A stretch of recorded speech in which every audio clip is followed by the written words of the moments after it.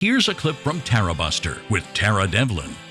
Thom, thank you so much for coming on the show. You're one of my, I'm a big fan, as you know, and also read. Talking to you a week or so. Yes, it was just driving me insane. Not your show in particular. I was watching corporate media, and no one ever brings up the fact that that abortion rates go down under Democratic policies, including universal health care. That's part of how if you want to have choice, you got to give options. So that's the thing with this country. We don't have we don't give people options. We talk about life. It's hypocritical. And your book, okay, this is one of my passions in life. Before I step off this mortal coil, I would love to see the United States join the rest of the world and offer health care as a right of citizenship, not a privilege. Hold on a sec. Hold on a second. We'll be right back. Thom Hartmann. Yeah, that's just my music cue to cut it down. All right, ignore it. We're fine. But, and here's the thing. Okay, I read your book. So here, and this basically sums it up. Racism is the main reason that America doesn't consider health care a human right and provide it to all citizens.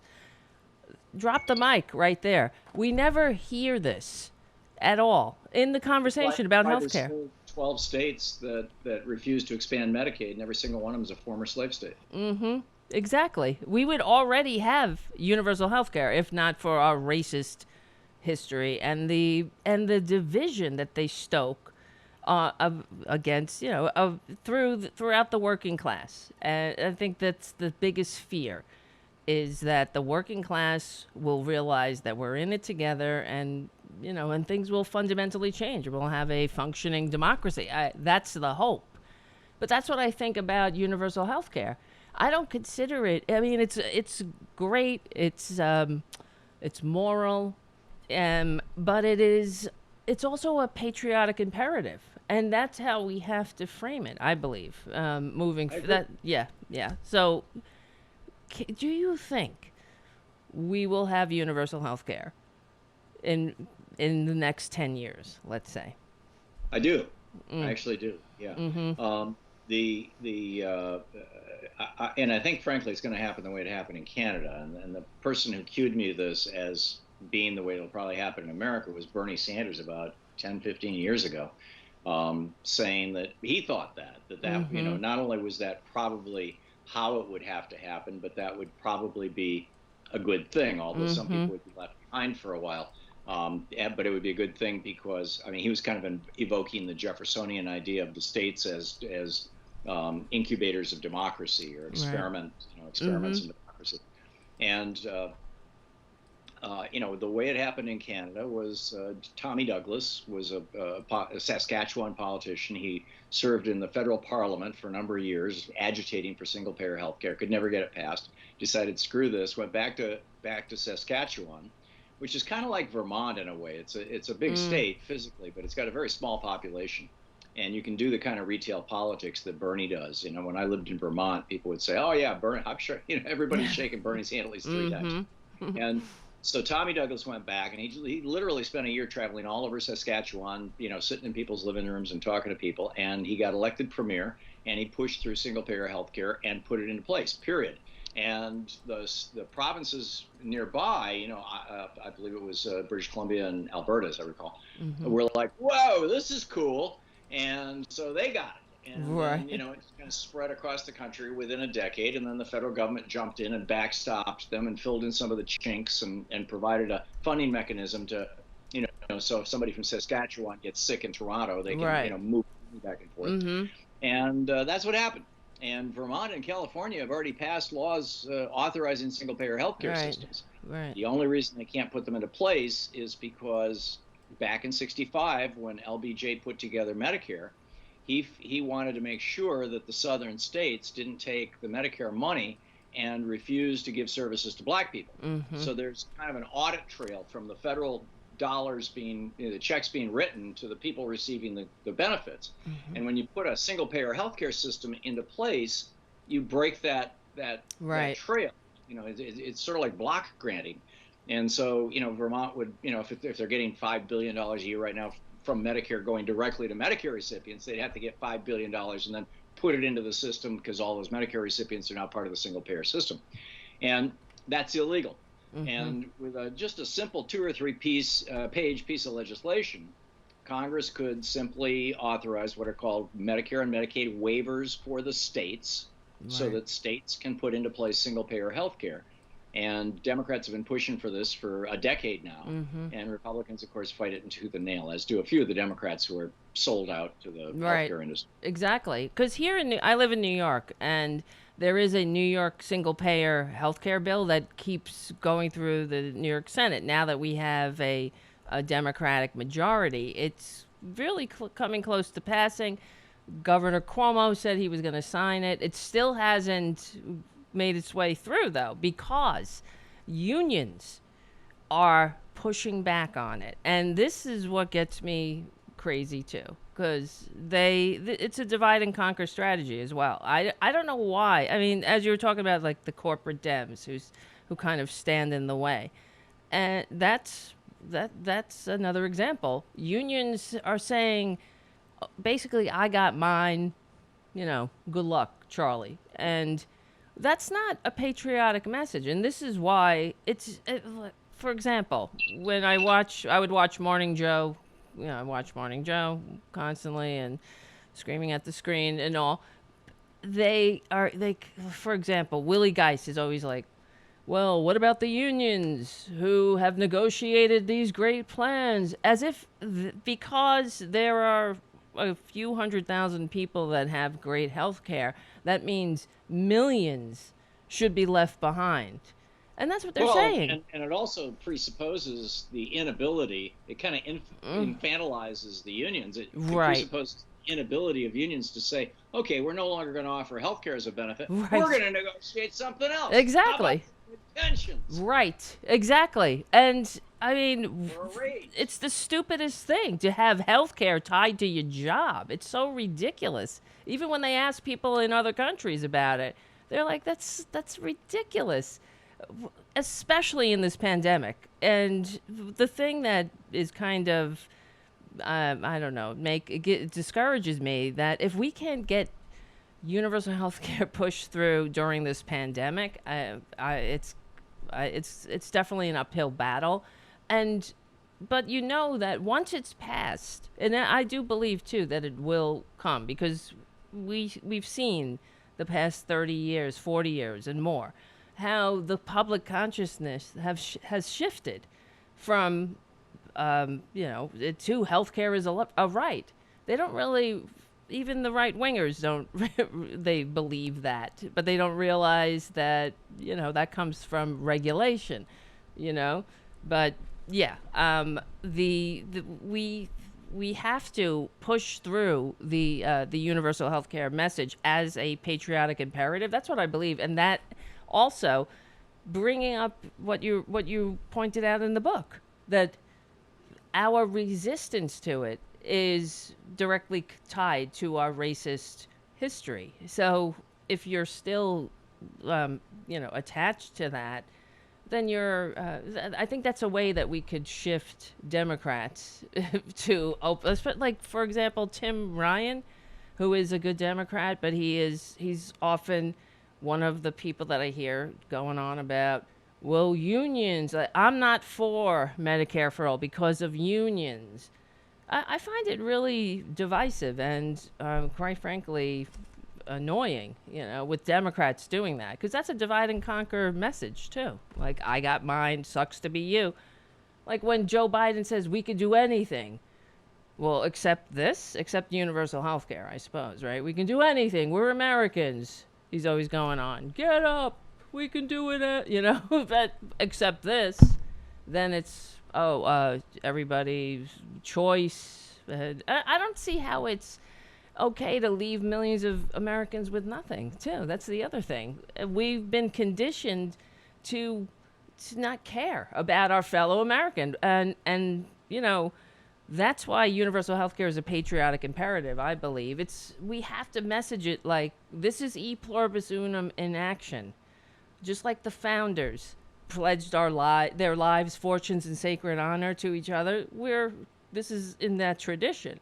And it's also it would help heal our racist divisions as well. This is what I believe.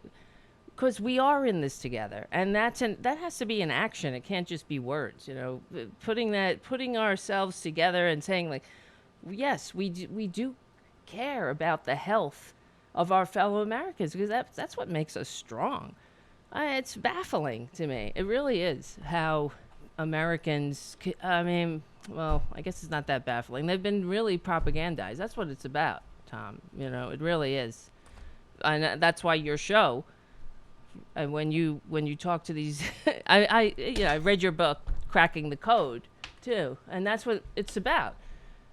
Changing the message from, you know, I got mine to we're in this together, really. So yeah, and those are the two main arguments historically, actually. You know, go back arguably a couple hundred years between conservative and progressive thought in America. Right. You know, the conservative thought is me, mine, the whole invisible hand of the marketplace, the neoliberal notion that if everybody operates toward maximum selfishness, then in aggregate that propels society in a positive direction, versus the progressive perspective that we're all in this together and that we all believe in democracy, and so we all get together and decide how best to allocate the resources that we consider the commons. And I'm arguing that healthcare should be considered part of the commons, just like fire departments are. Yeah. We all got years ago, I mean, almost 100 years ago in America, and decided we're all going to collectively tax ourselves so that if our houses catch on fire, somebody can come and put it out. We don't have to, you know, do it ourselves, and we don't have to ask our neighbor to do it. We can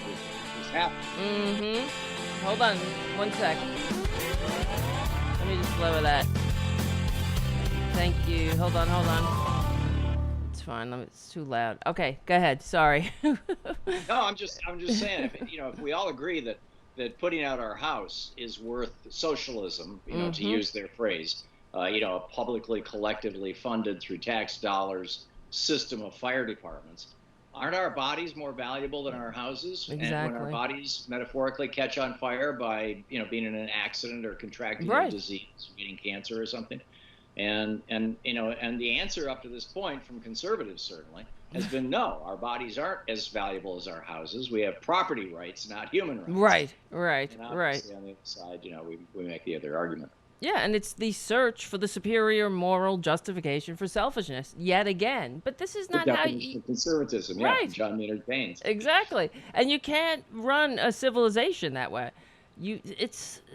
And I say, can't. A lot of people get hurt. Right, you can. That's true. But it's sort of like the civilization the founders rebelled to escape, where the rich run and own everything, and everybody else basically maybe you might go serve a lord. You go find your lord to serve. They'll trickle some benefits on you. That's what we have now in the United States. You lose your lord, you got to go find another lord, and then they can trickle some benefits on you. What's that? As in employer? Yes, you know, it's the same thing, except it's now you're going to the corporate lord. Yeah. Yeah, that's what it is. It's a neo-feudal corporate state. But it's not promoting the general welfare. And this is what the founders rebelled to escape, that kind of system, you know, where everyone knows their place. I mean, that's what that's what the Republicans are rebuilding. They're rebuilding the system that the founders overthrew, where the state has no role, you know, except to make the rich richer and war and security. And then we're all out here fighting over the scraps, and maybe we'll, you know, await our reward in heaven. That's really what they're saying. And they got the earthly rewards all, you know, to themselves. And this is really part of what, I mean, universal health care. This is, I believe, and because you You interview people who have a lot of, access and power, and we see how it all starts with the message. So I believe what you do, what I'm doing here in a very small way, is getting that message out. So the American people, I mean, it is true. Everybody understands this. I remember years ago when I think I first met you at one of the Families USA radio rows back in the day. I was with Mike Malloy. It was during Obamacare when the Supreme Court was arguing. They were arguing Obamacare, and there were all these. There were a few protesters in front of the Supreme Court. The lady with the hand, she got her picture day. Said, "Get your hands off my Medicare." That lady was there, and I spoke to that lady, and. She was a nice lady, I thought, and I was talking to her. I was like, "Well, what are people supposed to do?" Yeah. "Oh, I'm not saying that people shouldn't get help when they're sick. Not to a person." They were like, "No, I believe that everybody should have health care, but I don't think I mean, it's the same thing with the vaccine today. People should tell us what to do." That's what her problem was. But, this is not a feasible way to run a civilization. And it's like they want all the benefits of civilization, but none of the responsibilities we have to each other. I mean, how are you supposed to have a great civilization when we're all like, who cares? Like, just, oh, well, Jack, good luck. How is this? Anyway, I just think that, when you talk to the, people who have the access and power, that this is the message we have to push. It's about patriotism. It really is. Reclaiming patriotism because that's really what progressivism is. It's patriotism. And it's the ability to function in a free democratic society. It is putting Pluribus Unum in action. I mean, all of that. So, I mean, as progressives, the United States itself is a progressive initiative. There's nothing more progressive than overthrowing a king, after thousands of years. So, yeah, I mean, we have so much work to do in this country, and I agree. I really believe that universal health care, it would be such a healing thing for our country. I really wish, I hope I get to see it happen. I really do. It's like after World War II, the English, that's when they got their universal health care program, because they're like, oh, we got through the war, now we're going to build the peace. And because of the unity. And most of the rest of Europe, too. But the United States, it's like whenever we have these crises, we never come together, it seems, and do something for the betterment of each other. Well, part of that is because the Supreme Court keeps saying, if billionaires and big corporations want to pour money down the throats of politicians, that's free speech. Right. And corporations want to do it, that's because they're persons, and they just keep, coming up with these BS rulings where they're actually writing law that doesn't exist, and they have no business doing it. And the consequence of that has been a significant hit on democracy. It has been for a long time. It's why another one of my hidden history books is about the Supreme Court and the betrayal of America is the title. Right. Yeah, and so much of the problems that we've been confronting since the 1980s, you can track right back to the Supreme Court. Right, sadly. Right. And this is another thing, Tom, with the Supreme Court, that needs to be messaged, in my opinion, if we want to fix the Supreme Court, we have to, every time Democrats get in front of a camera and talk about the Supreme Court, they have to talk about the fact that it is an illegitimate court, that the last three justices were put on there by hook and by crook, and completely illegitimately. Gorsuch, especially Kavanaugh, of course, and Amy Coney. All of them are illegitimate, and that has to be messaged. And with Kavanaugh, the FBI didn't even do the investigations, the minor investigations that they were supposed to do. We saw a great example today of the FBI's ass being kicked all around the block, Mm-hmm. in the case of the gymnasts, Right. that they failed to do anything about. I would like to see a reprisal, the House and Senate revisiting that around, Right. the FBI's investigation into Brett Yeah. Kavanaugh, because we still don't know who paid off his That's $200,000 right. gambling debts. It's like nobody. Exactly. Exactly. And how is this okay, too? That's the other thing. When we kind of just wash our hands of it. Oh, well, they won that one. And then we go on and we legitimize it by saying, oh, well, Justice Kavanaugh has ruled or what. It should constantly be. This is an illegitimate, stolen Supreme Court seat. He wasn't even properly vetted. That's for sure. And Right. I And mean, also, what did Trump say to Kennedy to get him to resign? right. Because Kennedy's still running around loose. He's a good, healthy guy right now. Exactly. He's in his late 70s or early 80s, but he's still extremely healthy. But it was Kennedy's son, Justin, who loaned Donald Trump $1 billion when he was in charge of the Extraordinary Wealth Division, or whatever they call it, at Deutsche Bank. Oh, God. And Trump made some remark about Kennedy's son to Kennedy at an event at the White House. And just a couple of weeks later, Kennedy decides he's going to step down. Right, right. Well, there you go. That's the corruption. That's why it's right out in the open. Money in politics, we know, is the root of all evil. And I always say, we'd already have universal health care if not for that, too. That's for sure, because it's the lobby money, the big moneyed interests getting in the way constantly. And, I often wonder, how much longer are we going to take it, too? Because this is why they divide us, of course, because the American people are too busy taking horse pills or going online, getting I don't know. How do you MD through the memes, I suppose? They don't trust the vaccine, but they trust like a meme on 4chan. It's amazing. Yeah, well, up at the hospitals, maybe the docs should just hand them a laptop and say, "Well, right. we'll figure out what to do." Yeah, ask Dr. Google.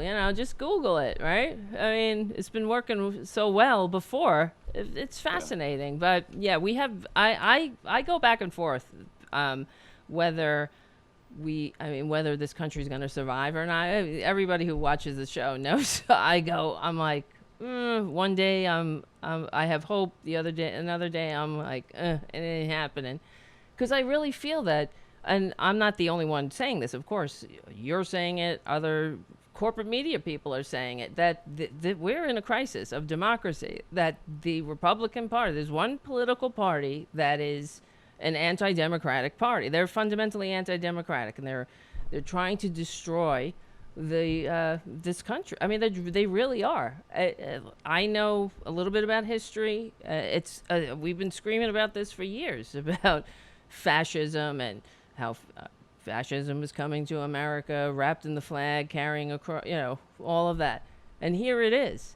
And even the stuffing of the courts, too. Putting illegitimately stuffing loyalists onto the court, not just the Supreme Court, all these courts. That's right out of the Nazi playbook too. That's what they did. That's what all autocrats do, because they need to nullify whenever their laws, during the rise to power. That's what happens. They start shoving unqualified loyalists onto the judiciary, so whenever a case comes before them, they can nullify it. And that's what I feel is happening here too. And I've been screaming about that, but I'm sure that Joe Biden and Chuck Schumer and the rest of the Democrats, like, they're not, I'm sure they know what's going on. This is what I have to tell myself, because yeah, and there's one thing you say to the public, the other, it seems like Joe Biden, I'm glad, isn't turning out to be that conservative Democrat that he's been his entire career. But I just wonder if we're going to make it. I was just pointing to this book. You probably heard of it, Better Off Without Him. Have you heard this? Yeah. Read it. Remember that? This was like when George Bush was president. Chuck Thompson wrote this book. And, I just wonder sometimes. Because they're all talking about Civil War II. I'm like, just go. Get the hell out already. I mean, what the hell? You know what I mean? We don't need a war. Get the F out. It's like a bad relationship. It's like, leave the keys and get out, But I don't know. What do you think? Do you think we're gonna make it? Sometimes I think we're gonna be like the Federated States, or not really the United States. Do you know what I mean? So I think we're going to make it. I do, and I think the election last night in California is another good sign that we're going to. I think as long as we've got blue states that are offering good examples of good governance, and New York is not one of them, by the way. Right. Yes. But, we've got some really well-run blue states. Washington State, Oregon, California. They're doing good, and we're doing good. Right. And then you look at what's going on in the Republican-controlled states, and they're hellholes. Right. You have the highest rates of smoking, the highest rates of cancer, the highest rates of heart attacks, the highest rates of obesity, the highest rates of childhood and infant mortality, the lowest lifespans in America, the highest crime rates, the highest divorce rates, the highest venereal disease rates. Right. Those all occur in the red states, and just flip those. The lowest rate of all those things all occur in the blue states. And it's not a coincidence of geography; it's a coincidence of politics. Right. And I just don't think that the American people very much longer are going to be in the dark about that. Right. I think they're figuring it out. Right. Now I'm feeling hopeful. That might change in 5 minutes, but because that's the one thing, I guess, that we can say in retrospect about Trump is that he did definitely wake people up. And we could see the freak out of the Republicans. They really have let their freak flags fly, and I do believe that the majority of the American people are not. They don't want what they're pushing. Well, that's why they have to resort to voter suppression. Right. Exactly. The Democrats are not asking for voter suppression. The Democrats are asking for, make it like here in Oregon for 20 years now. It's been all 100% mail-in voting, and we have the highest voter participation rate in the country. And Washington State, it's been almost 20 years. It works really, really well. You get the ballot 6 weeks before the election. You get a voter guide. You can look through it. You can fill it out. You can go online and do your homework. Yeah, at your convenience, and you can really research and you don't have to take a day off of work or what's that? Especially the local races. It's like, who are these people running for city council? I mean, usually, if you show up and vote in person, you just kind of blow those things up. Who's running for judge?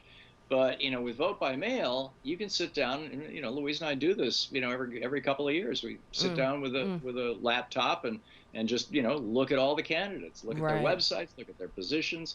And you can make, be a much more well-informed, no matter what side you're on. I mean, you would think that everybody would want vote by mail, universal vote by mail in the United States. But they would before they started the propaganda campaigns against it. It's just amazing to me. It's amazing. But I do think that the majority of the American people understand that what they're up to. That's what it seems to me. And I think that a lot of Americans are fed up with the antics. I mean, it's just out of control, the antics. We can't even go to a goddamn school board meeting without having some viral video be created from some moron talking about horse pills. I mean, it's just insane. Or laughing at a kid who lost his grandmother. I mean, it's messed up. But we're definitely at a crossroads. What's that? We'll get through this. I got a boogie here. All right. I appreciate you coming on the show, and of course, for all your work to make this country and world a better place. You definitely are one of my heroes, and I just thank you so much for everything. Keep it up. I will. I definitely will. Thank you so much, Tom.